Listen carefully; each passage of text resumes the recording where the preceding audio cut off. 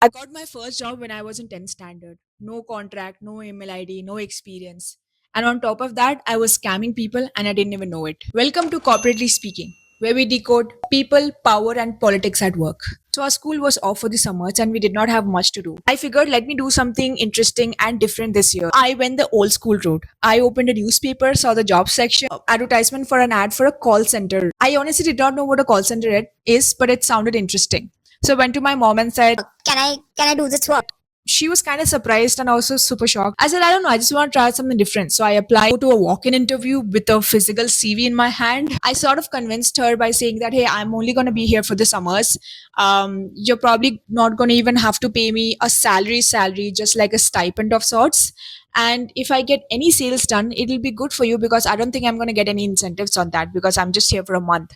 So you don't really get to lose anything, you might as well gain something. I think they were really happy with that sales pitch and I got the job.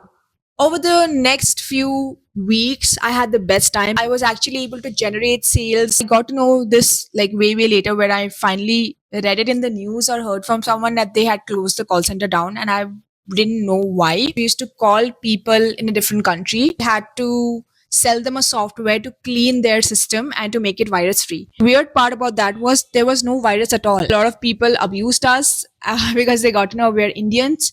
And I didn't know why they were doing it. I thought they were just being racist. But obviously, way later, when I figured that, oh, this was actually a scammy thing, I was really scared and obviously pretty sad that I was a part of that. But all in all, I completed one whole month. And finally, when I went to take the salary, I was paid less. I think I was supposed to be paid like 5,000 bucks, and I was paid almost half of that, 2,500, 2,800. I don't remember. And they told me that they had gotten a lot of refunds, and the sales really didn't go through. And I was kind of sad because I thought I had really put in that effort. You might get very excited to do something and you might be new to it, but it's very important to first understand what kind of work that is.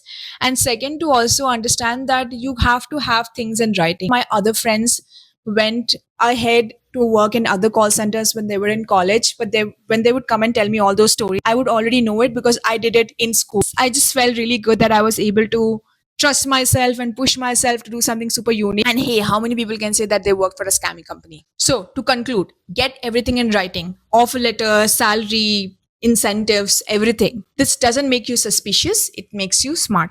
So tell me, has anyone ever taken advantage of you because you were too new to know anything?